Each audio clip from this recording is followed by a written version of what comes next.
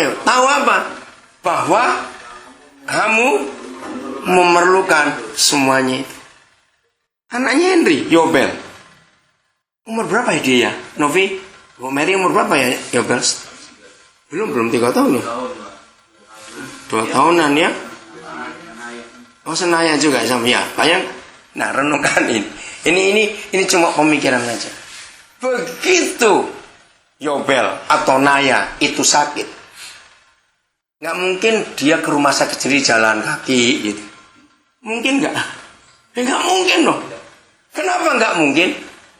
Nah itu dia. Karena bapaknya tahu. Saudara mau nggak hari ini kita belajar konsep iman yang seperti ini? Mengenal Bapa kita dengan 2 pandangan, yang kelihatan dan yang tidak kelihatan. Hidup kita bukan karena melihat, tapi karena percaya. Dan itu anak-anak sangat percaya pada orang tua. Hebat sekali iman anak-anak. Jadi untuk apa saja selalu larinya akan tetapi Bapakku yang di surga tahu. Semua orang tua normal, wajar. Kalau melihat sepatu anaknya sudah bolong, ya sudah jebol, anaknya nggak perlu merengek-rengek. Akan tetapi orang tuanya tahu bahwa dia butuh ganti sepatu. Betul? Semiskin-miskinnya satu keluarga, tahu nggak kalau anaknya lapar? Tahu. Tetap akan berusaha untuk carikan makan buat anak itu. Saudara, seringkali hidup Kristen kita tidak jadi saksi, nggak jadi contoh. Karena begitu kita ada masalah, kita yang tangani sendiri. Kita berkelahi, kita bertengkar dengan orang. Untuk apa? Akhirnya Tuhan tidak dipermuliakan dalam hidup kita.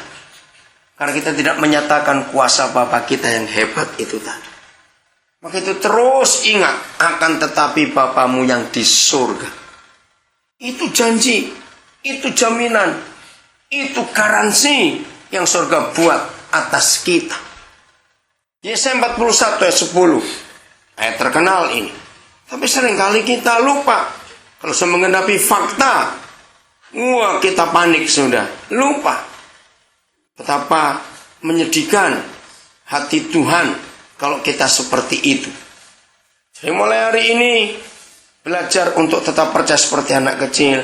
Jangan pernah panik untuk apapun juga yang kita hadapi. Yesaya 41 ayat yang ke-10. Yesaya 41 ayat yang ke-10. Tadi Pak Agus berdoa, nggak cuma jadi pendengar, tapi kita jadi pelaku firman. Amin. Kita lakukan itu. Janganlah apa?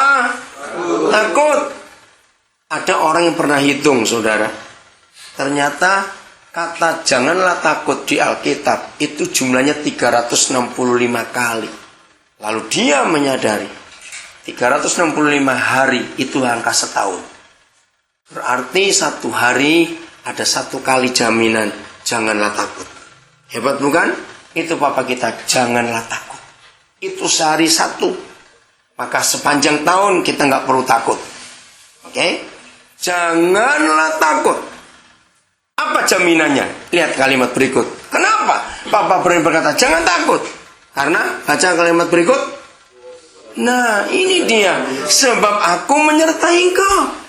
Anak-anak itu nggak perlu diberitahu. Nggak usah takut nak. Selama anak itu melihat jalan dengan papa dan mamanya, perlu nggak orang tua ngomong? Anak itu langsung tahu kok. Apalagi usah pegang tangan papanya. Nggak usah takut. Saudara, percaya firman ini sebab aku menyertai engkau, itu Immanuel. Yang sampai seterusnya dia tetap Immanuel buat kita. Amin. Ya sudah. Kalau saudara takut, kita menghina dia. Yang kedua, janganlah apa? Bimbang. Apa jaminannya? Sebab aku ini Tuhanmu. Seperti tadi. Akan tetapi, Bapamu yang di surga tahu bahwa kamu memerlukan semuanya itu. Jadi nggak usah cari, nggak usah panik. Biar bangsa-bangsa yang tidak mengenal Tuhan yang panik dengan 3 barang itu. Tapi untuk kita tidak perlu, karena ada Papa yang menjamin. Kenapa kita nggak perlu takut? Sebab Dia menyertai. Kenapa kita nggak perlu bimbang? Sebab dia Tuhan kita. Dia menjamin hidup kita. Sehebat-hebatnya seorang jenderal, bisa pensiun nggak? Ya bisa, ada waktunya. Walaupun jenderal sudah pensiun, tetap dihormati sebagai jenderal tidak? Tetap. Karena dia pejabat itu. Maka anak-anaknya nggak perlu takut, nggak perlu bimbang. Aku akan meneguhkan, menguatkan, mengokohkan, membuat kamu tetap berdiri, tidak goyah. Itu jaminan dari Bapa kita. Bahkan akan apa? Ayo baca, akan apa? Menolong engkau. Jadi saudara, sangat memalukan kalau kita ngaku Kristen tetapi nggak menampakkan siapa Bapa kita. Saya ulangi kalimat ini. Sangat memalukan kalau kita mengaku Kristen tapi kita tidak menampakkan siapa ayah kita. Itu sama seperti anak seorang presiden, kurus kering, kurang gizi. Lo bisa bayangkan. Nggak mungkin bapaknya salah. Betul tidak? Yang salah siapa? Yang salah siapa? Ya anaknya itu. Masa bapaknya presiden anak kurang gizi? Jadi dia yang nggak menampakkan siapa bapaknya. Kapan terakhir kali orang-orang di sekitar kita yang belum Kristen mengatakan sesuatu tentang Tuhan kita? Ngerti pertanyaan ini? Ini penting. Kapan terakhir kali teman-teman saudara, orang-orang di sekitar kita yang belum tahu siapa Tuhan, tiba-tiba bisa ngomong tentang Tuhan kita karena mereka atau dia lihat sesuatu yang luar biasa dalam hidup kita? Harusnya begitu. Tuhan berkati. Yang bersin tadi. Kalau kita kumpul dengan orang-orang yang nggak tahu siapa Yesus, dan nggak perlu kita jalan kemana-mana pakai pelang di dada, aku orang Kristen. Jangan di orang gila nanti malah. Tapi suatu hari, orang-orang yang belum tahu kalau saudara Kristen, lalu orang-orang itu melihat sesuatu kejadian, peristiwa, masalah yang saudara hadapi, lalu saudara berseru kepada Bapa di surga, dan ada pembelaannya, maka dia atau mereka akan membicarakan Tuhan kita. Amin. Itu pasti. Maka kesimpulannya, Tuhan kita tidak dikenal waktu kita dalam badan beres dan aman. Betul? Ya semua orang tahu kalau itu. Tapi Tuhan kita akan dikenal oleh orang-orang di sekitar kita ketika mereka lihat ada masalah dalam hidup kita. Dan tiba-tiba ke depan sana sudah ada hal yang hebat.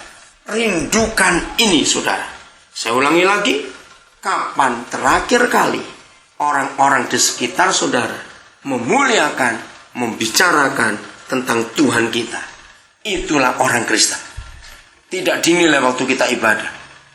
Di lingkungan saudara kerja, di somil ini, berapa banyak orang yang belum percaya Tuhan Yesus? Tunjukkan kesaksian.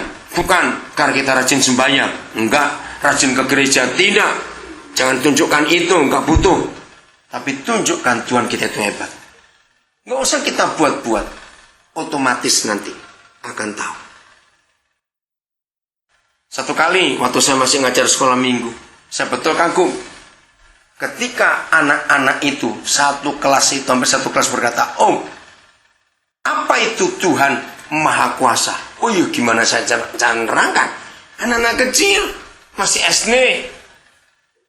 Wah, saya betul-betul berdoa putar otak, Tuhan tolong saya gimana nerangkan tentu berkuasa itu bagaimana?